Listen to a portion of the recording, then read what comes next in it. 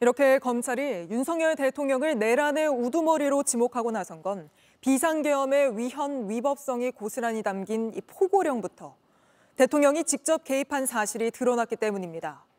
검찰은 김용현 전 장관으로부터 윤 대통령과 포고령 전반을 상의했다는 진술을 확보했습니다. 계속해서 박병현 기자입니다. 지난 3일 발표된 비상계엄의 포고령은 제1항부터 내란죄의 단서를 담고 있습니다.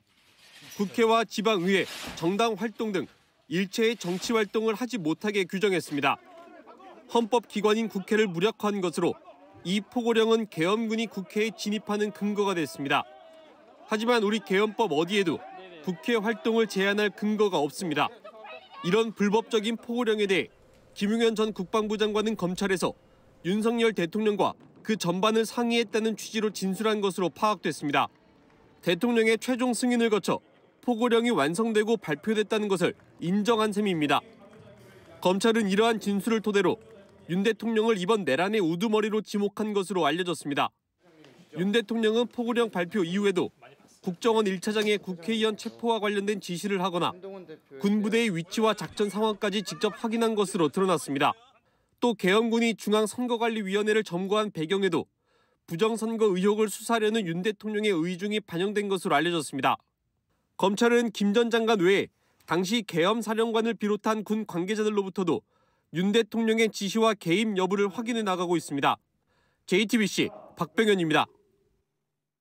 네, 지금부터는 곽종근 특수전 사령관과의 단독 인터뷰 내용 자세히 전해드리겠습니다. 곽 사령관은 계엄군이 국회에 진입한 상황에서 윤석열 대통령이 전화를 걸어와 직접 작전을 지시했다고 폭로했습니다. 윤 대통령이 문을 부수고 들어가서 의원들을 끌어내라고 했다는 겁니다. 곽 사령관은 그러나 도저히 해서도 안 될 내용이라 판단했다고 밝혔습니다. 먼저 이희정 기자입니다. 곽종근 사령관은 계엄군이 이미 국회 안에 진입했던 상황에서 윤석열 대통령이 자신에게 직접 전화해 구체적인 지시를 내렸다고 주장했습니다. 비화폰으로 저한테 직접 전화를 하셨고 의결 정족수가 차지 않는 것 같다. 들어가는 문을 빨리 부시고 들어가서 안에 있는 인원들을 밖으로 끄집어서 데리고 나와라 라고 이렇게 말씀을 하셨습니다. 국회의원들을 밖으로 데리고 나와라. 윤 대통령이 당시 계엄 해제 요구안 표결을 앞두고 국회 내부 상황을 파악한 뒤 의결 정족수까지 언급했다는 겁니다. 홍장원 전 국가정보원 1차장도 계엄령 선포 직후 윤석열 대통령이 직접 전화를 걸어와 방첩사를 도와 다 잡아들이라는 지시를 내렸다고 밝힌 바 있습니다. 특히 홍 전 차장은 여인영 전 국군 방첩사령관으로부터 우원식 국회의장을 포함한 체포 대상자 명단을 받았다고 했습니다.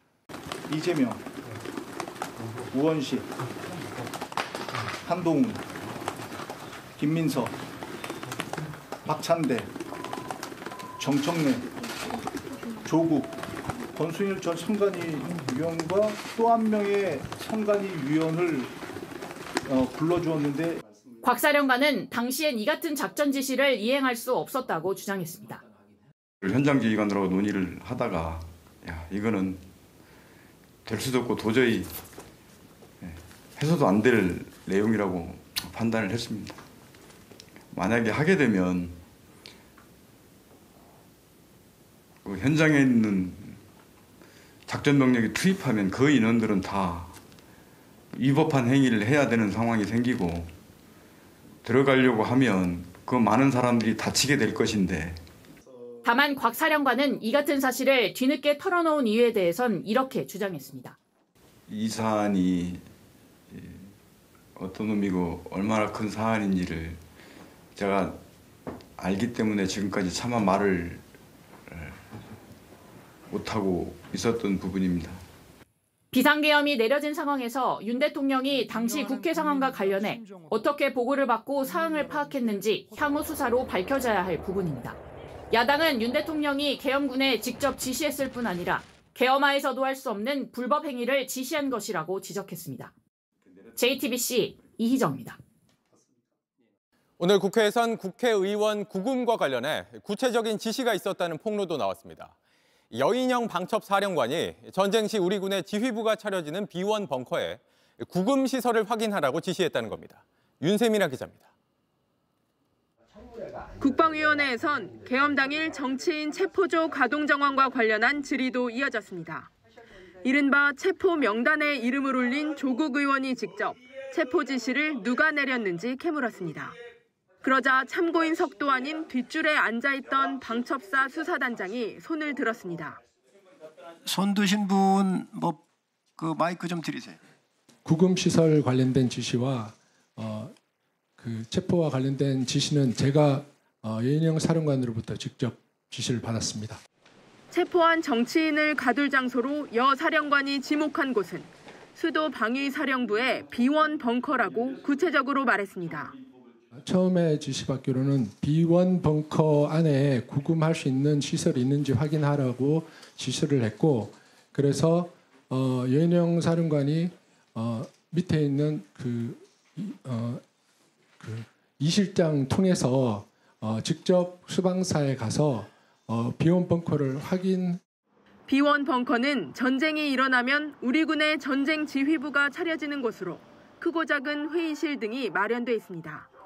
방첩사령관이 주요 인사에 대한 체포를 지시하고 구금 장소까지 구체적으로 지목했다는 증언이 나온 건 처음입니다. 또 다른 방첩사 관계자는 중앙선거관리위원회에 침투해 서버를 통째로 들고 나오라는 지시도 여 사령관이 내렸다고 했습니다.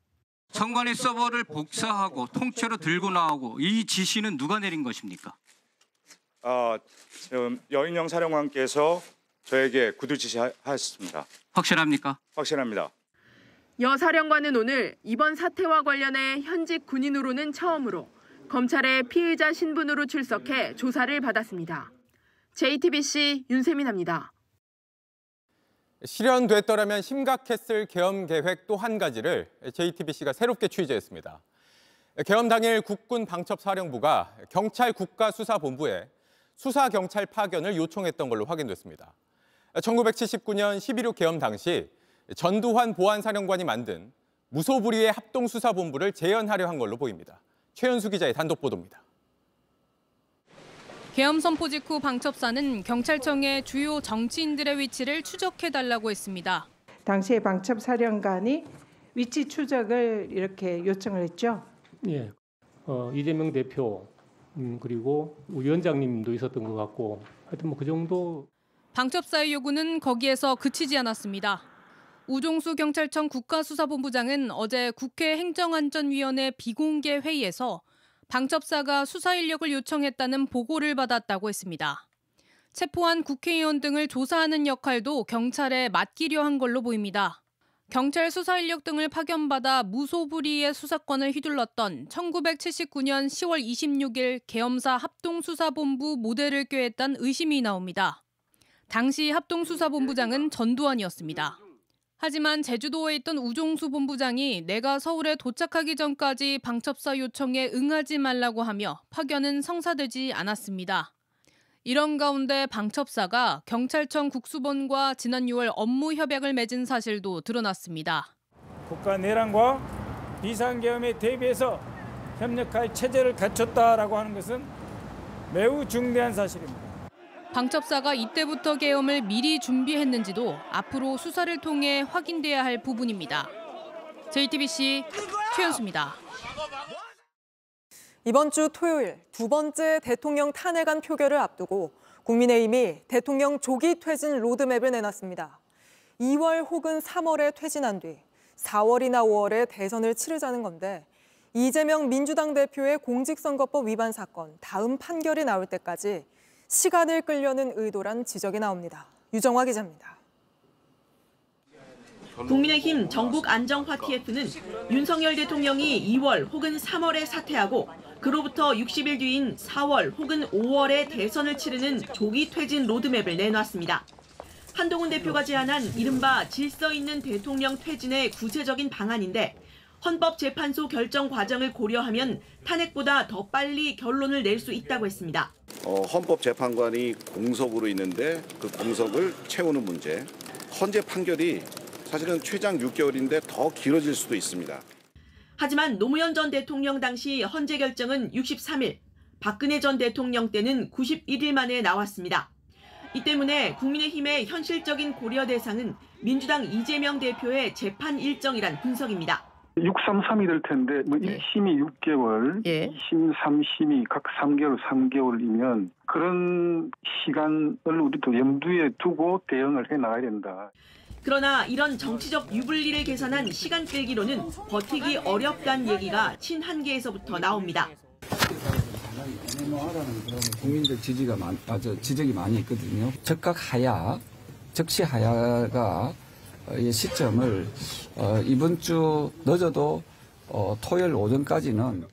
민주당 이재명 대표도 즉각 국민들이 납득하지 않을 것이란 입장을 내놨습니다. JTBC 류정화입니다. JTBC 뉴스를 시청해 주신 여러분 고맙습니다. 저희는 저녁 6시 50분 뉴스룸에서 뵙겠습니다.